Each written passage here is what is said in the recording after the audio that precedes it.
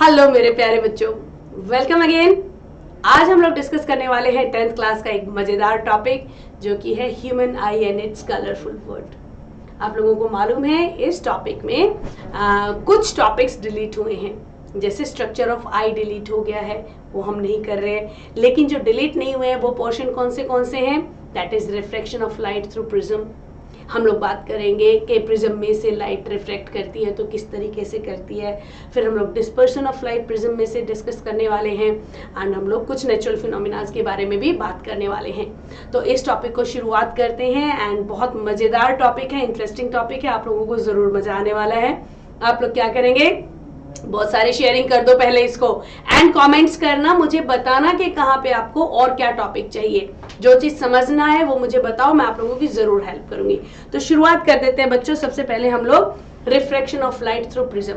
बच्चों आप लोग पहले ही पढ़ चुके हो कि रिफ्रैक्शन क्या है। ग्लास लैब का रिफ्रैक्शन हम पढ़ चुके हैं। लाइट में क्या होता है, जब कोई लाइट रेयरर मीडियम से डेंसर मीडियम में ट्रेवल करती है तो वो बेंड हो जाती है टुवर्ड्स द नॉर्मल, और जब डेंसर से रेयरर में जाती है तो away from the normal bend हो जाती है।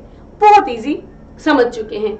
लेकिन इस वाले टॉपिक में हम बात करने वाले हैं किसकी? प्रिज्म की।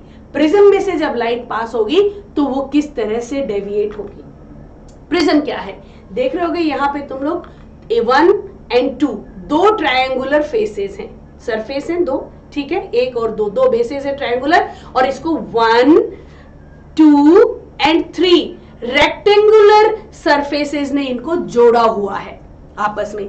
तो ये इस तरीके से एक प्रिज्म बन जाता है। सॉलिड स्फीयर है ग्लास का जिसमें दो ट्रायंगल्स हैं और इन दोनों ट्रायंगल्स को किसने जोड़ा हुआ है? 3 रेक्टेंगल्स ने जोड़ा हुआ है, और इनके बीच का जो एंगल होता है उसको हम क्या कहते हैं? Angle of prism.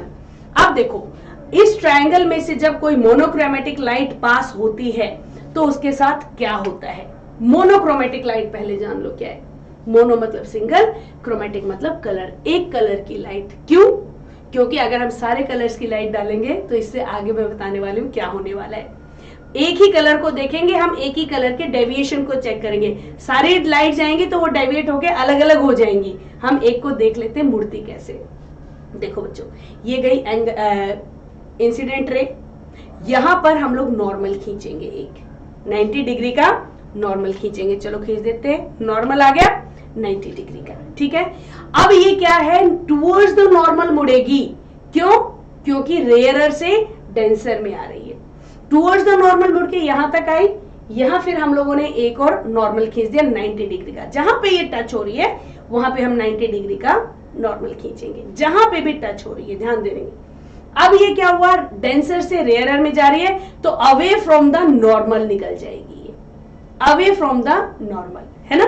तो क्या हुआ देखो, इंसिडेंट रे नॉर्मल से टकरा करके टुवर्ड्स द नॉर्मल मुड़ी। अब क्योंकि डेंसर से रेयरर में जा रही है तो अवे फ्रॉम द नॉर्मल मुड़ गई है।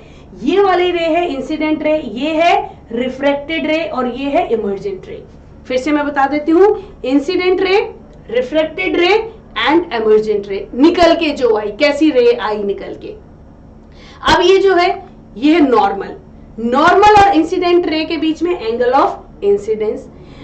ये रिफ्रेक्टेड रे और नॉर्मल के बीच में एंगल ऑफ रिफ्रैक्शन।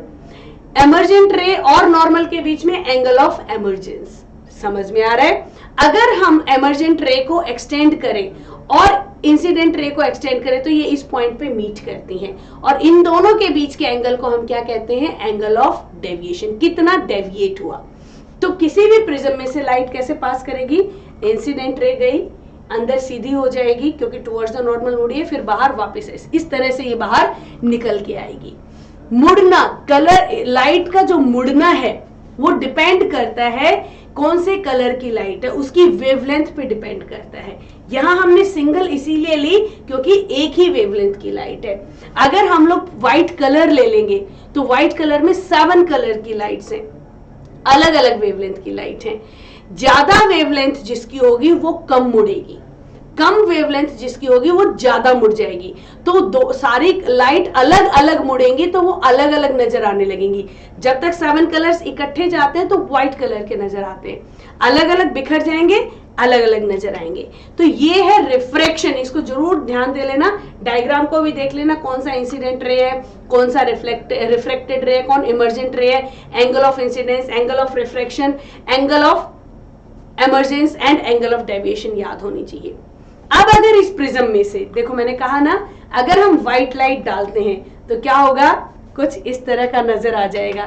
क्यों नजर आएगा, देखो तुम यहां से देख पा रहे हो कौन ज्यादा मुड़ा हुआ है, वायलेट ज्यादा मुड़ा हुआ है ना, देखो यहाँ आया वायलेट ज्यादा मुड़ गया, सबसे कम कौन मुड़ा, सीधा सीधा ही जा रहा है, थोड़ा सा ही मुड़ा रेड, क्योंकि रेड की वेवलेंथ ज्यादा है तो ये कम डेविएट हुई, वायलेट की वेवलेंथ कम है इसीलिए ये सबसे ज्यादा डेविएट हुई।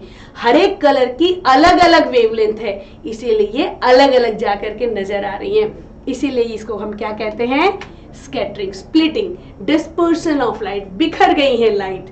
क्यों, अलग अलग वेवलेंथ होने की वजह से प्रिज्म में से जब इनका रिफ्रैक्शन होता है तो इनका डेविएशन अलग अलग होता है और ये अलग अलग बिखर जाती हैं, इसको हम डिस्पर्सन कहते हैं।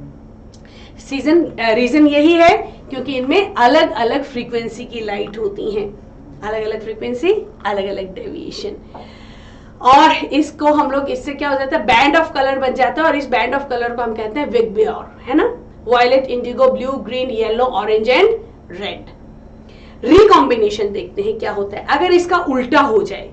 कैसे उल्टा हो, एक प्रिज्म में से तो हम लोगों ने लाइट पास की, बिखर गई, और उसके सामने उल्टा प्रिज्म रख दिया जाए तो जो पहले ऐसे मुड़ी थी अब वो ऐसे मुड़ जाएंगी, अपोजिट हो जाएंगी। अगर हमने उल्टा प्रिज्म रखा, सीधा नहीं उल्टा, ध्यान देना, इस पे से मल्टीपल चॉइस क्वेश्चन जरूर बनता है। अगर हम उल्टा प्रिज्म रख देंगे तो वही जो ऐसे डेविएशन हुआ था ऐसे होगा, बाहर कौन सी निकलेगी, अब व्हाइट लाइट निकलेगी।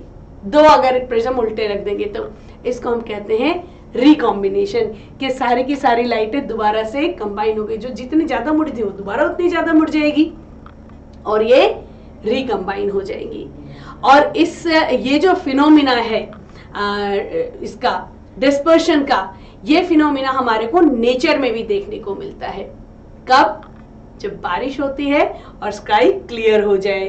तो देखो रेनबो नजर आ रहा है, आ रहा है रेनबो, यस, रेनबो जो है वो किस लिए होता है, जब बारिश हो जाती है तो आसमान में वाटर ड्रॉपलेट्स होती हैं, छोटी छोटी वाटर ड्रॉपलेट्स, एंड वो टाइनी प्रिज्म की तरह काम करती हैं। उनमें से जब लाइट पास करती है तो वो रिफ्रैक्ट करती है, जैसे प्रिज्म में से रिफ्रैक्ट करती है, और वो स्कैटर कर देती है कलर्स को, जिसकी वजह से ये कुछ इस तरह का फिनोमेना नजर आता है, रेनबो। वही 7 कलर्स में स्कैटर हो गई हैं। हमेशा जिस तरफ सन होगा उसकी अपोजिट डायरेक्शन में ही रेनबो दिखेगा, सन की डायरेक्शन में रेनबो कभी नहीं दिखेगा, क्योंकि सन से तो लाइट आ रही है, इधर आकर के वो स्कैटर हो रही है। ये एक बड़ा ही प्यारा सा फिनोमिना है जो हमेशा बारिश के बाद क्लियर अगर स्काई हो जाती है, अगर बादल है तब नहीं दिखाई देगी, शार्प सन आ रहा है दिखाई देती है। अब बच्चों एटमॉस्फेरिक रिफ्रैक्शन की भी बात करते हैं और इसकी एप्लीकेशन की बात करते हैं। एटमॉस्फेरिक रिफ्रैक्शन क्या होता है, एटमॉस्फेयर में रिफ्रैक्शन, एटमॉस्फेयर जो है बच्चों हर जगह एक जैसा नहीं होता। एयर जो है कहीं पे डेंस हो सकती है, कहीं पे रेयर हो सकती है, कहीं पे एयर की डेंसिटी ज्यादा है, कहीं पे एयर की डेंसिटी कम है, कहीं एयर पार्टिकल्स हैं, स्मोक पार्टिकल्स हैं। इसकी वजह से आसमान में जो एटमॉस्फेयर है वो कहीं पे रेयर कहीं पे डेंस है, लाइट उसमें से पास हो रही है तो वो रिफ्लेक्ट होएगी, रेयर और डेंस में से जाएगी तो रिफ्लेक्ट होएगी। अब यही रिफ्रैक्शन देखने को मिलता है, हम लोग स्टार की ट्विंकलिंग में बात कर सकते हैं। जो स्टार की पोजीशन है, ये पोजीशन है, एंड क्योंकि यहां से लेके यहां तक ऑब्जर्वर की आई तक पोजीशन जो है एटमॉस्फेरिक कंडीशन बार बार चेंज हो रही है, बार बार चेंज हो रहा है तो रिफ्रैक्शन हो रहा है, रिफ्रैक्शन हो रहा है तो इसकी अपरेंट पोजीशन बार बार चेंज होती है, बार बार चेंज होती है तो वो हमें फ्लिकर करता हुआ नजर आता है, ट्विंकल करता हुआ नजर आता है। यहाँ एक फिनोमिना है मजेदार, व्हाई डू स्टार्स ट्विंकल। इसका यही कारण है, स्टार्स हमसे बहुत दूर हैं और इसमें से लाइट निकल के आ रही है। इसकी लाइट को हम 1 रे में डिफाइन कर सकते हैं, एक साथ इसकी लाइट निकल के आ रही है। अब ये जो लाइट ऑब्जर्वर के पास पहुंची तो क्या हुई, रिफ्लेक्टेड हुई है, ये हर बार रिफ्लेक्ट होगी, क्या हो जाएगा, फ्लिकर करेगा और ये हमारे को टिमटिमाता हुआ नजर आएगा, ट्विंकलिंग करता हुआ नजर आएगा। इसके अपोजिट बच्चे लोग ध्यान देना क्या कहते हैं हम लोग कि प्लैनेट्स ट्विंकल नहीं करते। क्यों नहीं करते? मैंने कहा ना, यहाँ से रे एक ही निकल के आ रही है, हमसे बहुत दूर है, पॉइंट साइज ऑब्जेक्ट है।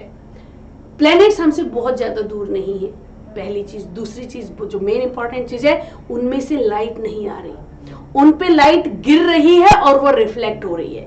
सन की लाइट गिर रही है, बहुत सारी रेज गिर रही है, मान लो ये 5 रेज हैं, ये 5 रेज गिरी और ये 5 रेज रिफ्लेक्ट हुई वहां से। अब ये रिफ्लेक्ट हुई तो पांचों रेज में रिफ्रैक्शन होगा अलग अलग, एक इधर रिफ्लेक्ट होगी तो दूसरी इधर होगी, एक उधर एक उधर, तो ये एक दूसरे के रिफ्रैक्शन को कैंसल आउट कर देंगी, कैंसल आउट हो जाएगा इनका रिफ्रैक्शन, बिकॉज सारियों में रिफ्रैक्शन हो रहा है और इसकी वजह से ये इफेक्ट जो है नलिफाई हो जाता है और प्लैनेट्स ट्विंकल करते हुए हमें नजर नहीं आते। तो ये एक मजेदार फिनोमिना है जो बहुत बार पूछा जाता है, आप लोगों से भी जरूर पूछा जाएगा, why do stars twinkle and planets don't twinkle. ये आप देख सकते हो, आप यहाँ से नोट्स ले सकते हो, मजेदार है ना। अब हम लोग नया एक टॉपिक करने से पहले फिर से मैं एक बात बोलने वाली हूँ तुम लोगों को। बच्चों, वीडियो कैसी लग रही है मुझे कमेंट करके बताओ। क्या ये वीडियोस आप लोगों को अच्छी लग रही हैं, जहाँ पे हम लोग वीडियोस के ही साथ देख रहे हैं, एक्सप्लेनेशन आपको अच्छी ज्यादा लग रही है या नहीं लग रही है, प्लीज मुझे कमेंट्स में बताओ। एंड और अगर कोई सजेशंस हैं तो जरूर बताओ, डाउट्स हैं तो वो मेरे से कमेंट में पूछो, अगली कौन सी वीडियो देखना चाहते हो वो कमेंट करो, मैं डेफिनेटली, मुझे आपकी हेल्प करके मजा आएगा। आगे चले, आगे अगले वाला टॉपिक स्टार्ट कर देते हैं। यहां पर मैं आप लोगों के साथ बात करने वाली हूँ किसके बारे में, एक और फिनोमिना के बारे में, एटमॉस्फेरिक रिफ्रैक्शन। जब भी रिफ्रैक्शन है पोजीशन की बात होगी, जब भी हम रिफ्रैक्शन की बात करते हैं तो पोजीशन की बात होती है। कैसी पोजीशन?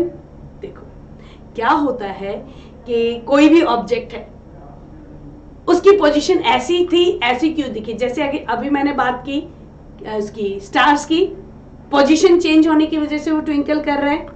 ऐसे ही एक और मजेदार फिनोमिना है कि जो एक्चुअल सनराइज है ना, उससे 2 मिनट पहले हमारे को सन दिखाई देने लग जाता है। क्यों? सन होराइजन पे इधर है, दिखना नहीं था, अभी सनराइज हुआ नहीं है, लेकिन क्योंकि एटमॉस्फेयर से जो इसकी लाइट आ रही है इसमें रिफ्रैक्शन हो रहा है, रिफ्रैक्शन होने की वजह से अपरेंट पोजीशन ये हो गई जो ऑब्जर्वर को दिखने लग जाएगा। सनराइज नहीं हुआ, रिफ्रैक्शन की वजह से 2 मिनट पहले दिखना शुरू हो गया। ऐसा ही सनसेट हो जाता है तो भी 2 मिनट बाद तक दिखाई देता रहता है, बिकॉज ऑफ एटमॉस्फेरिक रिफ्रैक्शन। बड़ा मजेदार है, हमारे को 4 मिनट एक्स्ट्रा सन मिल जाते हैं, 2 मिनट सनराइज से पहले और 2 मिनट सनराइज के बाद। इसको हम कहते हैं एडवांस सनराइज, सनराइज से पहले सनराइज। तो this is also due to atmospheric refraction. जब भी पोजीशन की बात है एटमॉस्फेरिक रिफ्रैक्शन, एंड जब भी कलर्स की बात होगी स्कैटरिंग ऑफ लाइट। ये कलर ऐसा क्यों दिख रहा है? बच्चों, कलर के दिखने का एक ही कारण है, स्कैटरिंग ऑफ लाइट में बात करें, कोई भी हरा क्यों दिख रहा है, नीला क्यों दिख रहा है, पीला क्यों दिख रहा है, अभी बताती हूँ सबका कारण। स्कैटरिंग ऑफ लाइट का मतलब ये होता है कि जब एटमॉस्फेयर में से लाइट पास कर रही है या किसी भी कोलाइडल सॉल्यूशन में से पास कर रही है तो वो अलग अलग बिखर जाते हैं। जो सा बिखर जाता है वो हमें दिखाई देता है, नजर आने लगता है। ये जो बिखरा हुआ दिखेगा वो नजर आएगा, स्कैटर हो जाएगा वो नजर आएगा। जैसे टिंडल इफेक्ट है, कोलाइडल सॉल्यूशन में से पास करते हैं तो जैसे ये देखो फिनोमिना नजर आता है, path of light becomes visible. ऐसे अगर अंधेरे कमरे में एक जगह थोड़ा सा छेद है, उसमें से लाइट आ रही है तो पाथ जो है वो विजिबल हो जाता है, कलर्स स्कैटर हो जाते हैं। इसको क्या करते हैं हम लोग, इससे क्या फिनोमिना हो सकते हैं, नेचुरल फिनोमिना, वो डिस्कस करते हैं। क्या हो सकते हैं?